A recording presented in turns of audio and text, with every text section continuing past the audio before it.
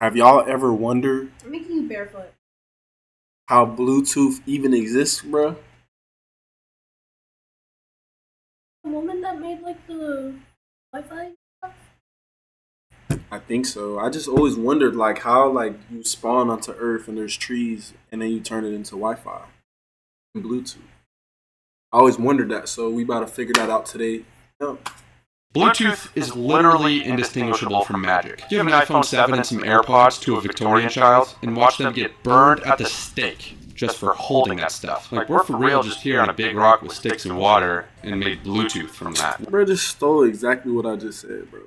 Is that an unoriginal He thought? cannot hear you, bro. He can. What the flip is going on here? Well, it's actually quite simple.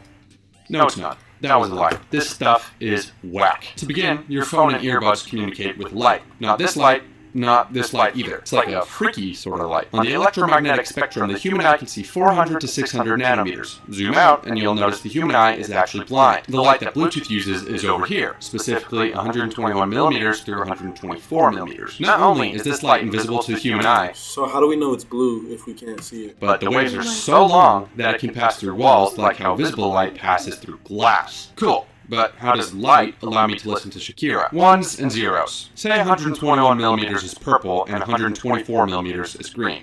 If your phone wants to send a 1 to your earbuds, your antenna turns purple.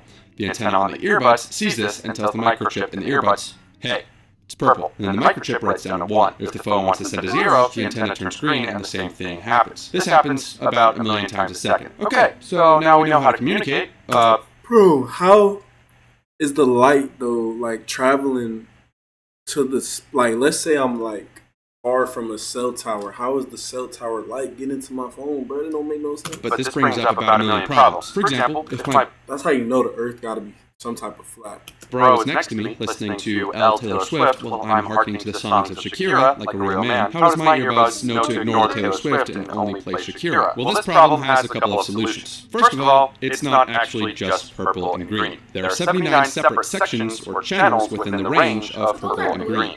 Each channel has its own specific wavelength for 1 and 0. So while you might be in channel 37, your bro could be in channel 73. But what if there are 158 different phones and earbuds playing music in the same place, 2 for each channel? First of all, the lag would be absolutely scandalous. But still, your earbuds would limp along playing the one and only Shakira and no one else's garbage. How? Well, this is when we finally talk about how your headphones and phone pair. Think of your earbuds as being a lock. When you click the pair button on said earbuds, it actively sends out a key through its antenna. Then, in your phone settings, you can see all the keys being sent out, and your phone can say, key number 37948, I choose you. What then happens is at the beginning of each package of 1s and 0s, your earbuds change its lock. And using the old key, it gives a new key to your phone. So, your earbuds technically can hear your bro's Taylor Swift playing if it's in the same channel, but since it doesn't have the correct key, it not only ignores it completely.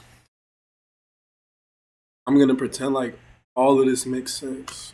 But it actually has no idea how to read it because the key is an encryption for the rest of the message. Now another question arises. Couldn't someone just intercept and then decrypt of all of what's being transmitted between your phone and headphones? Well, some of the engineers probably watched Little Einsteins as a kid because there's a genius solution to this problem. Your phone and earbuds don't just stay in one channel. They do something called frequency hopping. They hop around from channel to channel and do this about 1,600 times every second. So an eavesdropper might be able to listen in for a teeny fraction of a second, but then you change channels and they would have no way of knowing what channel you went to. But then how does both your phone and earbuds know what channel to go to? Well, when your phone initially connects and says key number 37948, I choose you, within that message it picks out a sequence and sends that information encrypted over to your headphones before any sound is even playing. This way, your phone and headphones are the only things that know what channel they're going to go to next. So yeah, not too complicated. Now you should be able to take sticks, rocks, and water and create some Bluetooth. You're welcome. That's going to cost you 1 subscribe, and let me just flip this bad boy around. So we really let Elon Musk invent all this stuff so we can invent Instagram so we can just scroll all day. And instead of doing something better with our lives. Personally, I wouldn't take that. So, yeah.